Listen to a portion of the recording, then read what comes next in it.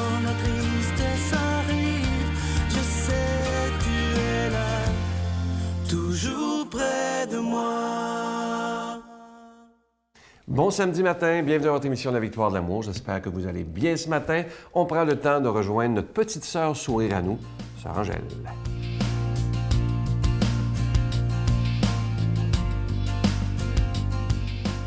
Eh bien, bonjour. On voyage avec Marie. Nous sommes rendus à Lourdes.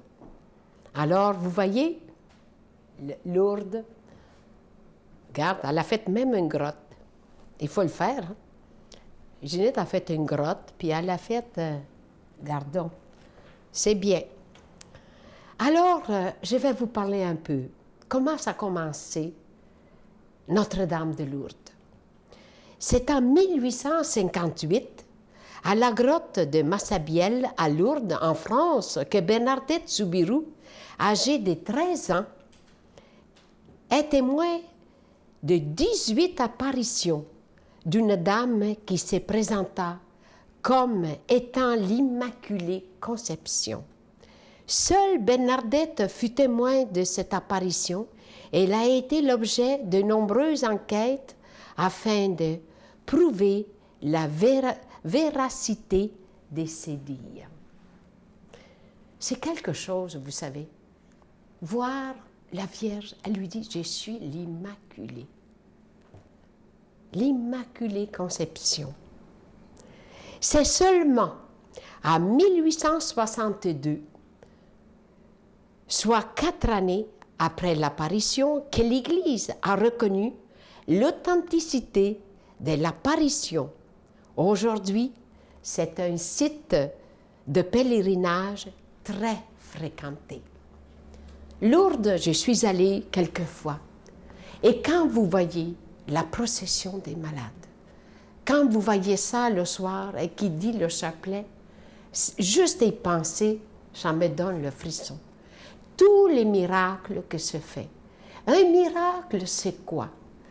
C'est sentir la paix intérieure, sentir que Marie, elle est là. C'est la consolatrice. C'est elle qui écoute. C'est elle qui vous donne cette force. Parce que, quoi qu'on fasse, c'est toujours maman. Il y a maman de la terre et maman du ciel. Et quand on a pu la maman de la terre, on prie beaucoup maman du ciel. On s'approche plus davantage d'elle. Parce qu'il faut qu'il y ait quelqu'un qui comprenne vraiment les problèmes de notre cœur, les problèmes de ne pas se sentir compris, les problèmes, des fois, on a mal en quelque part, et puis on n'ose pas le dire, mais on le supporte. Vous savez, des épreuves, on en a tous, mais Marie, elle a bien son nom. Elle est la consolatrice des affligés et la consolatrice des amoureux. Notre Père qui es aux cieux, que ton nom soit sanctifié, que ton règne vienne, que ta volonté soit faite sur la terre comme au ciel. Donne-nous aujourd'hui notre pain de ce jour. Pardonne-nous nos offenses comme nous pardonnons à ceux qui nous ont offensés. Ne nous laisse pas entrer en tentation, mais délivre-nous du mal, car c'est à toi qu'appartient le règne, la puissance et la gloire pour les siècles des siècles. Amen. Donne-moi rendez-vous dans l'éternité, qu'il faut croire toujours en toi. Mais mon Dieu, j'ai besoin de toi, comme lui savoir dresser la table, chanter l'amour, gens de toute la terre. Joins mon cœur, je l'ai gardé pour toi, mon Dieu. La victoire de l'amour, c'est la force de la foi. On a tous un rendez-vous dans les bras de Jésus.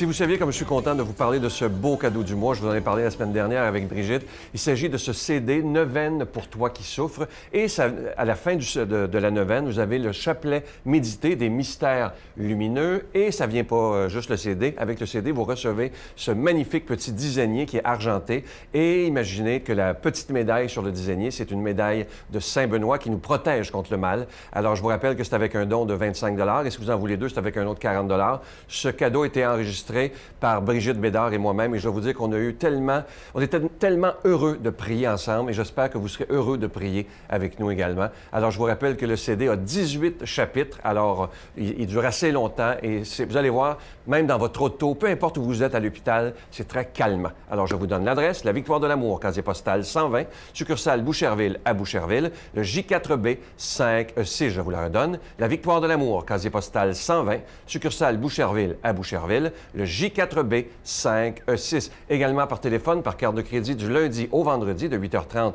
à 16h30 dans le 514-523-4433, 523-4433 ou sans frais le 1-888-811-9291, 1-888-811-9291 et aussi sur notre site Internet, le www.lavictoiredelamour.org.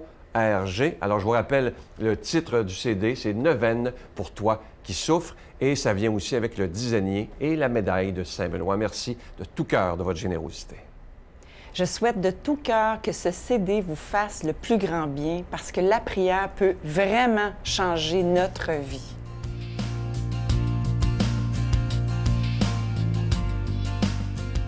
Mon Dieu, donnez-moi la sérénité d'accepter les choses que je ne peux changer, le courage de changer les choses que je peux et la sagesse d'en connaître la différence. Amen. Aujourd'hui, pour la proclamation de la parole de Dieu, on rejoint quelqu'un que je connais depuis longtemps. Il est de Paris. Lorsqu'il était de passage ici, on a enregistré quelques homélies avec lui, le Père Stan Rougier.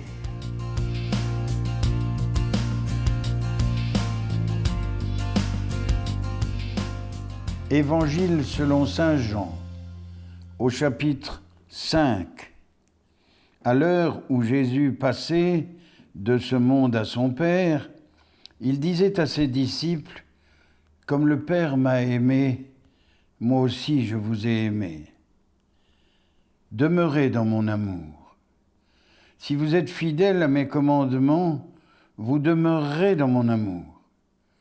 Comme moi j'ai gardé fidèlement les commandements de mon Père, et je demeure dans son amour. Je vous ai dit cela pour que ma joie soit en vous, et que vous soyez comblés de joie. Mon commandement le voici.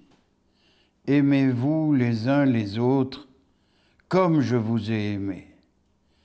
Il n'y a pas de plus grand amour que de donner sa vie pour ses amis. Vous êtes mes amis si vous faites ce que je vous demande. Je ne vous appelle plus serviteur, car le serviteur ignore ce que veut faire son maître.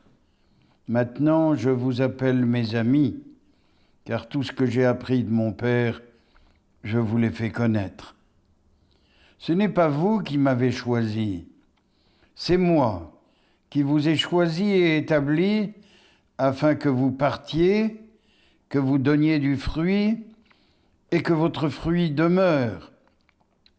Alors, tout ce que vous demanderez au Père en mon nom, il vous l'accordera. Ce que je vous demande, c'est de vous aimer les uns les autres. Bonjour. Dans ce texte de l'Évangile de Jean, Jésus nous fait une des plus grandes révélations, puisqu'il nous dit qu'il nous aime comme le Père l'a aimé. Il y a comme une sorte de cascade. L'amour prend sa source dans le cœur du Père, va vers le Christ, et le Christ nous dit « Aimez-vous comme je vous ai aimé ». Donc cet amour, nous devons ensuite le répandre, et nous avons là tout le sens de notre existence. Dieu est une communion de personnes. Dieu n'est pas un être isolé qui contemplerait sa gloire dans un miroir. Ils sont trois, l'aimant, l'aimé, l'amour. Et c'est dans cet amour-là que se trouve le cœur du monde. Les galaxies, l'univers entier ont été créés pour que cet amour se propage. L'humanité a été créée pour que cet amour divin se propage.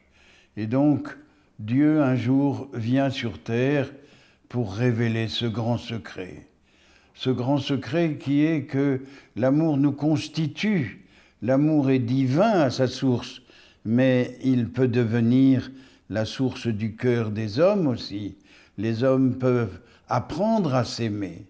Et chacun de nous est comme un diamant qui doit refléter cette qualité de vie qui jaillit du cœur de Dieu. Et le Christ nous dit, aimer, c'est donner sa vie pour l'autre. Accepter même d'aller jusqu'à la mort, c'est ce qu'il a fait. Alors très souvent, quand il parle de l'amour de son Père, beaucoup critiquent et disent, sur la croix, il a dit, « Père, pourquoi m'as-tu abandonné ?» En réalité, il faudrait comprendre que cette parole ne veut pas dire que le Père l'a abandonné, c'est la citation d'un psaume. Et si on continue la lecture de ce psaume, on s'aperçoit que cela décrit la passion et que c'est la plus grande apothéose, la plus grande gloire. Le Christ, en quelque sorte, dit « lisez la suite » et vous comprendrez que c'est vraiment la victoire de l'amour sur toutes les forces de mort qui se sont acharnées contre lui. Et vraiment, en lisant ce psaume, nous avons une description de toute la passion, et puis au dernier tiers, c'est vraiment l'apothéose. C'est la victoire du Messie sur toutes les forces de mort. Donc, ne regardons pas avec un œil abîmé, avec un œil rempli d'obscurité et d'ombre, le texte. Essayons de lire le texte de l'Évangile tel qu'il a été écrit et tel que Dieu nous le communique.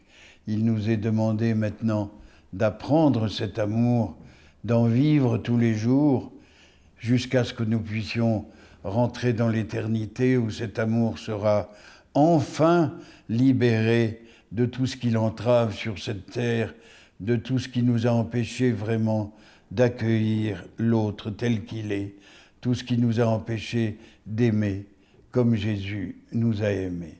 Désormais, nous ne sommes plus ses serviteurs, nous sommes ses amis, comme il nous le dit, et c'est tellement heureux de penser cela, cette amitié qui devient la plus belle amitié de chacun de nous. Si nous sommes baptisés, c'est que nous sommes ses amis. Et si nous sommes ses amis, nous devons répandre sa parole autour de nous. Nous sommes devenus ses messagers. Et maintenant, je crois que je peux, en son nom, vous bénir. Que notre Seigneur Jésus vous bénisse, le Père, le Fils et le Saint-Esprit. Amen. Je vous salue Marie, pleine de grâce. Le Seigneur est avec vous. Vous êtes bénie entre toutes les femmes, et Jésus, le fruit de vos entrailles, est béni. Sainte Marie, Mère de Dieu, priez pour nous pauvres pécheurs, maintenant et à l'heure de notre mort. Amen.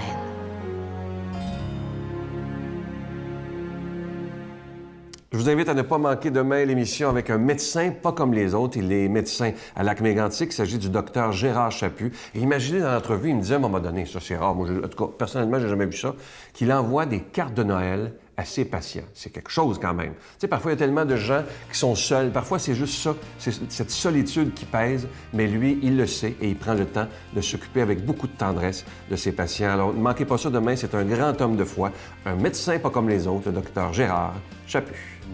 Les patients à domicile, je leur écris une petite carte, puis là, à chacun, je les personnalise. Je leur écris un petit mot « Bonjour, Madame Lambert, ça va bien? J'espère que vous allez passer un beau Noël. Puis le 25, je vais penser à vous. » Puis je leur envoie ça par la main. C'est le fun parce que, bon, ouais. Parce que souvent, c'est des gens qui ne reçoivent jamais de lettres.